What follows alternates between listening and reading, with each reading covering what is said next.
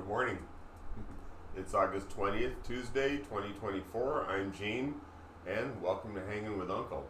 Today is part 2 of Why I Will Vote.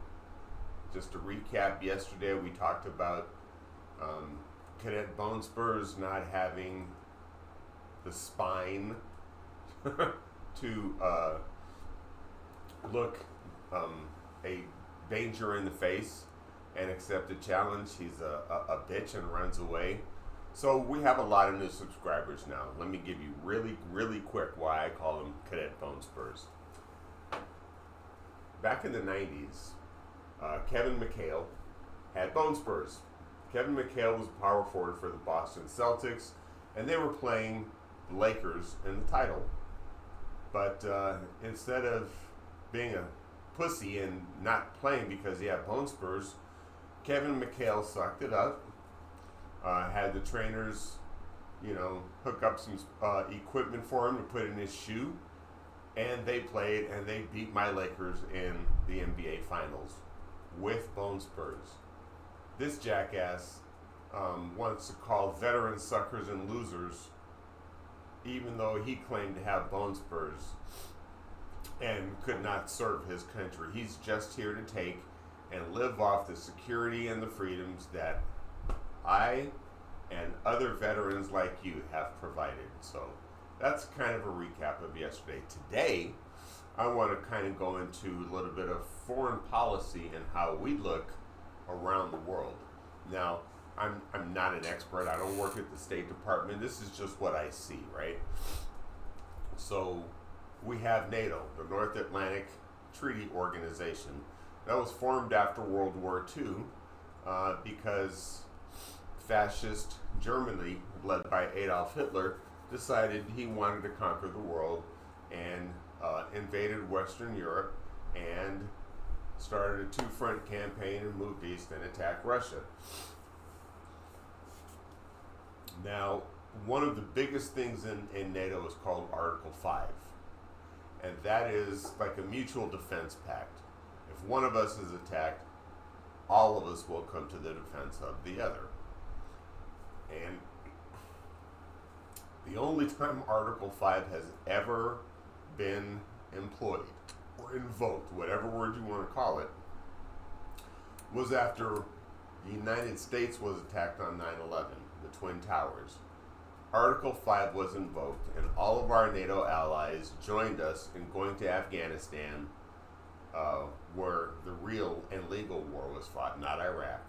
Joined us in Afghanistan to help take out the Taliban.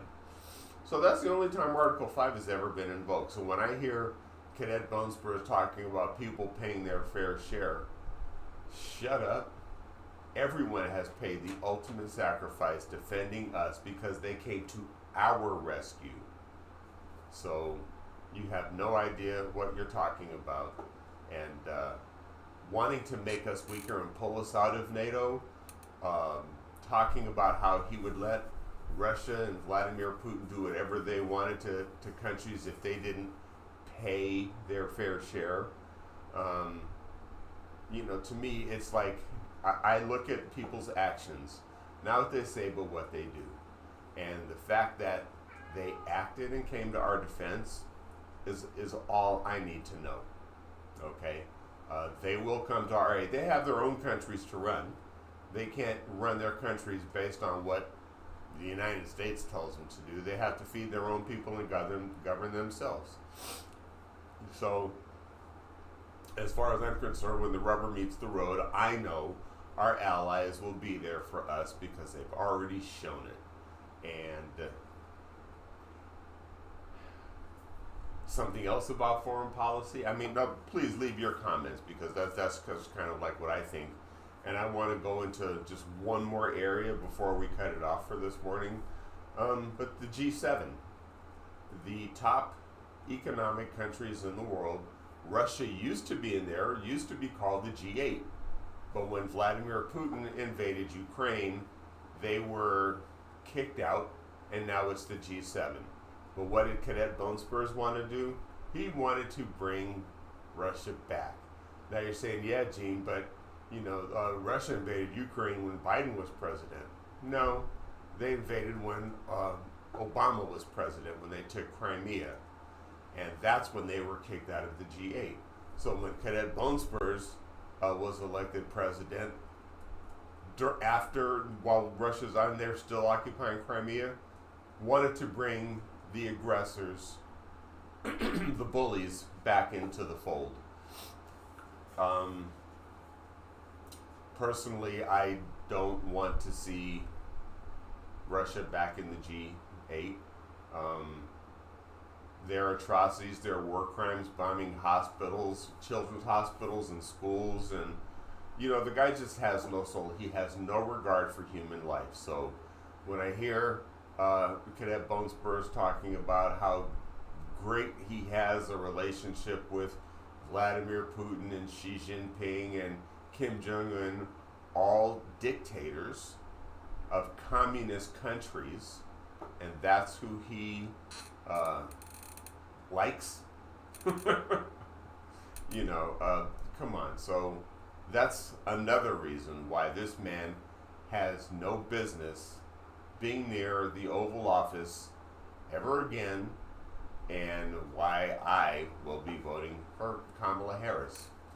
But I kind of want to end it on this quote, and because we already know how many times this dude lies. We don't have to. That's a given. We don't have to point out, hey, he's a liar. Look, he said this and it's not true. He does it all the time, right? But anyway, I wanted to leave you with, to make a deliberate falsification for personal gain is the last worst depth to which either scholar or artist can descend in work or life.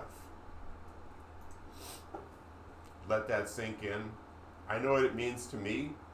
Please leave your comments in the comment section below on what you think that means to you.